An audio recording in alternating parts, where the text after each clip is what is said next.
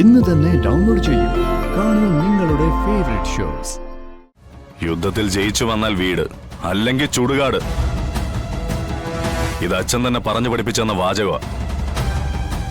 മരിക്കാനാണെങ്കിലും ജയിക്കാനാണെങ്കിലും ശിവനുണ്ടാവും കൂടെ. 3 ദിവസം bed rest വേണമെന്ന് ഡോക്ടർ പറഞ്ഞതല്ലേ? അയാൾക്ക് അതൊക്കെ പറയാം. ഈ അവസ്ഥയിൽ 300 ദിവസം റെസ്റ്റ് എടുത്താലും എനിക്കുണ്ടായ ക്ഷീണം മാറില്ലെന്ന് ആ ഡോക്ടർക്ക് അറിയില്ലല്ലോ. എടി, അവർക്ക് ജീവൻ രക്ഷിക്കാനല്ലേ അറിയൂ. ജീവൻ എടുക്കാൻ പോകുന്നവന്റെ മാനസികാവസ്ഥ ആതുര സേവനം നടത്തുന്ന അയാൾക്ക് എങ്ങനെ അറിയാനാ? ജീവൻ എടുക്കാനോ? എന്തൊക്കെയാ ദൈവമേ ഞാൻ ഈ കേക്കുന്നേ? വാടോ, മടിച്ചു നിൽക്കാതെ. ഒന്ന് നിക്ക്, ഞാനൊന്ന് ചോദിക്കട്ടെ. ഈ പടപ്പുറപ്പാട് എങ്ങോട്ടാ?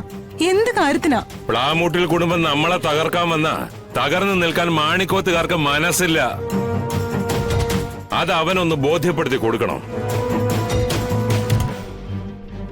ഒന്നിച്ച് കപ്പ വിറ്റ് നടന്നവൻ ഒളിച്ചും പാത്തും മരിച്ചിനി വിൽക്കാൻ തുടങ്ങിയ കാലം മുതൽ തുടങ്ങിയതാ യോഹന്നാന്റെ ഈ ഒളിച്ചുകളിയും പിന്നിൽ നിന്നുള്ള കുത്തും.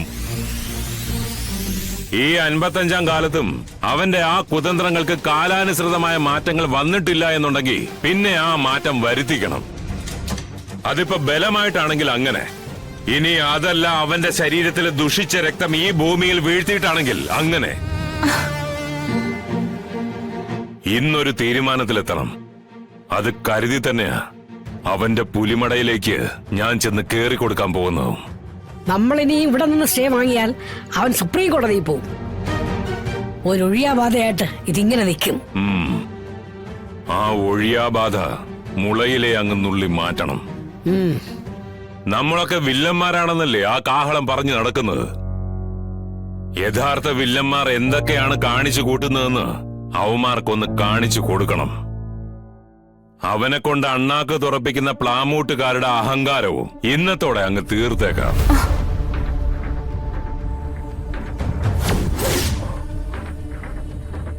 അയ്യോ ഏട്ടാ, വേണ്ട.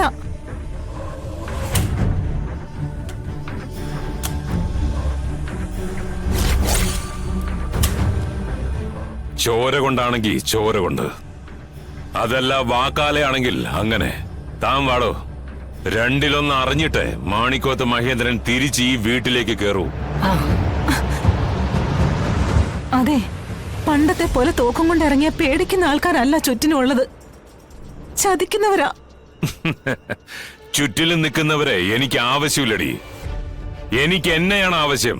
ആ എന്നെ നോക്കാൻ എനിക്കറിയാം. അച്ഛ പറയുന്ന കേക്കച്ച. മാറികളി.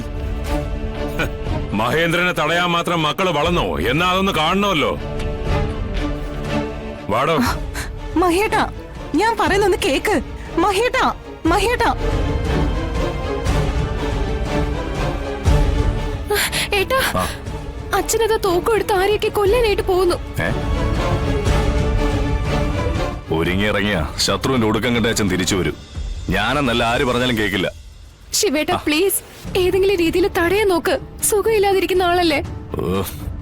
ചേട്ടനൊന്ന് വന്നേ. വിട്, ഞാൻ വരാം.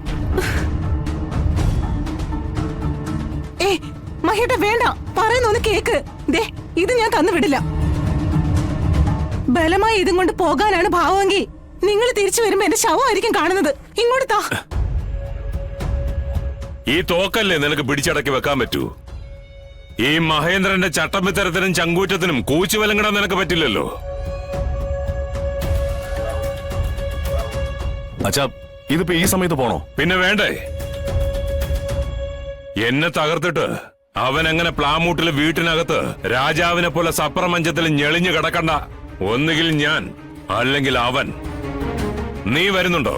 വരുന്നുണ്ടെങ്കിൽ വന്ന് വണ്ടി കയറ്. പിന്നെ തിരിച്ചിങ്ങോട്ട് ഈ രീതിയിൽ വീട്ടിൽ വന്ന് കയറുന്നുള്ള പ്രതീക്ഷയൊന്നും വേണ്ട.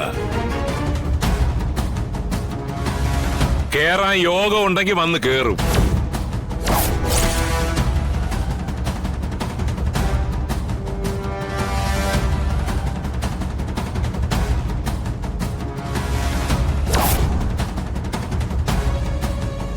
യുദ്ധത്തിൽ ജയിച്ചു വന്നാൽ വീട്, അല്ലെങ്കിൽ ചുടുകാട്.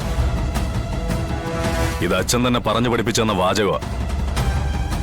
മരിക്കാനാണെങ്കിലും ജയിക്കാനാണെങ്കിലും ശിവനുണ്ടാവും കൂടെ. ആ. പ്ലാമൂട്ടിൽ കുടുംബത്തിനെ നിലയ്ക്ക് നിർത്താൻ മഹേന്ദ്രന് ആയുധമൊന്നും വേണ്ടടി. ദേ എന്റെ ഈ ചൂണ്ടാണി വിരളം മാത്രം മതി. ആ പിന്നെ എന്റെ ഈ മകനും. ആ, വാടാ, വന്ന് വണ്ടി കേറാ. നോക്കി നിൽക്കാതെ വന്ന് വണ്ടി എടുക്കടാ. വാടാ. എടാ മോനെ ശിവ, വേണ്ട.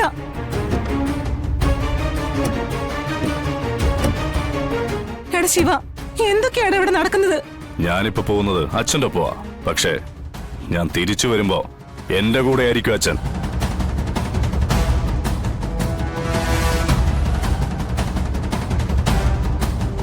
അമ്മ ധൈര്യമായിട്ടിരിക്കാം. മോനെ,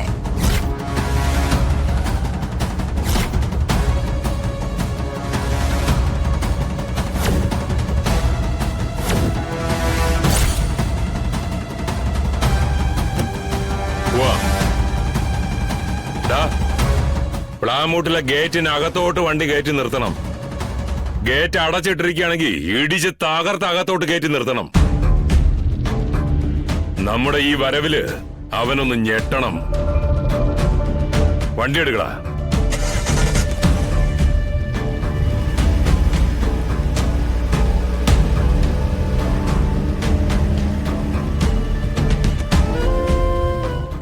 ഇനി എവിടെ എന്തൊക്കെയാണോ ഉണ്ടാകാൻ പോകുന്നത്? ഓർത്തിട്ട് ചങ്ക് കത്തുക. ഈശ്വര,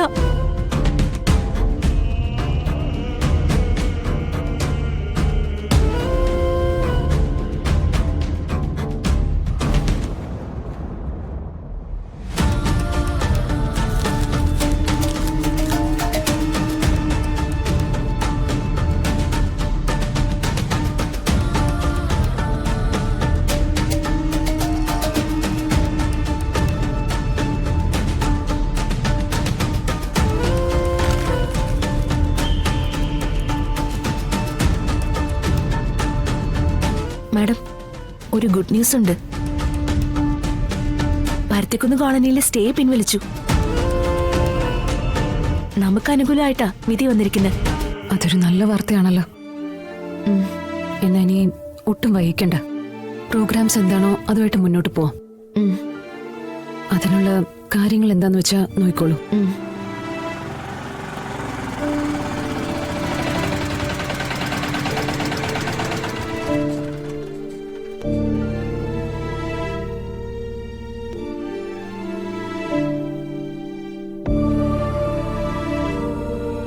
അവിടെ നിന്ന് ഒഴിപ്പിച്ചു മാറ്റേണ്ടത് എത്ര കുടുംബങ്ങളെയാണ്, അവർക്ക് എവിടെയൊക്കെയാണ് താമസ സംവിധാനം ഒരുക്കേണ്ടത്, അങ്ങനെ എല്ലാം കൃത്യമായിട്ട് പ്ലാൻ ചെയ്യാം.